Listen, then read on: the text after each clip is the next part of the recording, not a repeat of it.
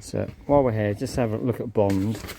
It's not exactly what I would do, but because of the size of everything, these little return cheeks, I've kept all three of them cuts the same, because if I had to put a header in the middle of there, then the two triangular ones would have been tinier, and I didn't like the idea of having them too small.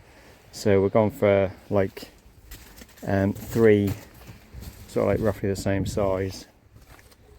The back one is slightly bigger, so we did manage to get like a whole half in, I should say. But yeah, so that's all going to get covered with black soot at some point anyway. So if that was proper face work, the bonding obviously wouldn't have been like that, but probably would have been a bit more complicated. So anyway, that's how it's looking at the minute. I like it anyway. So we're just wondering, do we bring this one out like I suggested before, about 40mm, just so there's kind of like a shadow on the edge of the house when Bill does his pargetting, rather than it just be like flat and rely on his thickness of what do you call it, plaster to represent the side of the house. So I just thought it'd be nice, and then obviously when we come above with like crease and tiles for like a verge on the eaves of the roof on it, we just need to know, so we know how far to bring this out. So rather urgently really, because we're about to start. So we'll build it like this, so it gives us both options, because if we do want it flush, we'll just run a cutter in line with the blockwork to cut it flush. But we'll either, if we build it like this, then we've got both options. We can leave it like that to highlight the side of the house, or we can cut them off later.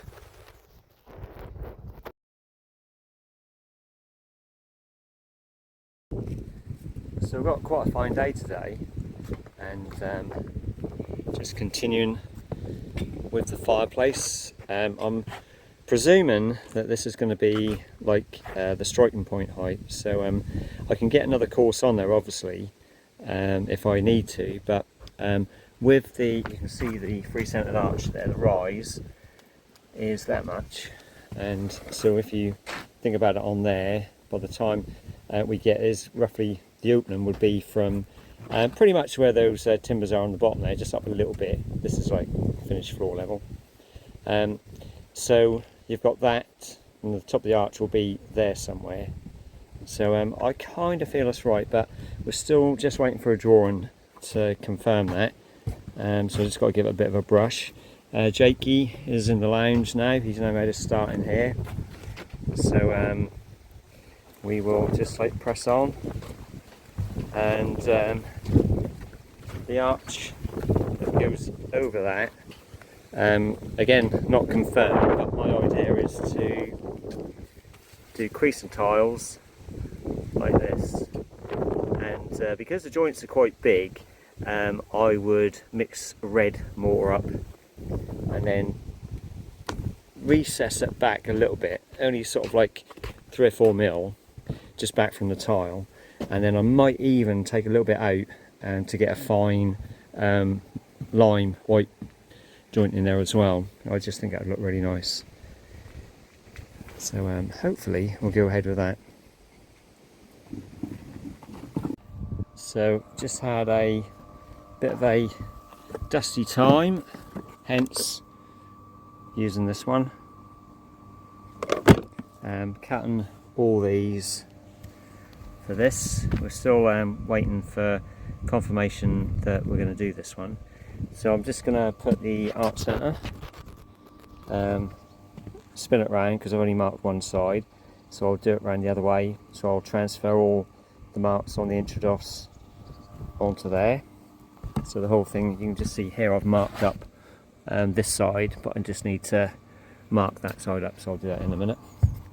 And then I will secure the two props, and I'll put a brace in between, cut myself some wedges, get them on there. Hello dog. And then we'll start getting these in. So got all the crease and tiles. I've just marked, just highlighted which ones are the tallest ones, just so as I'm going around I don't get confused. If I do get confused and put the wrong one in, then obviously this will tell me where I've gone wrong way before I get too far. So I've got my striking point for this middle section, and obviously it goes on there for the tight section. Same on there. So it goes around there and then it goes around to there. So there we go. And right, so what I'm going to do is I'm going to lay these in a red mortar. So I'm now going to get some tub of mortar and get some red dye in and whisk it up.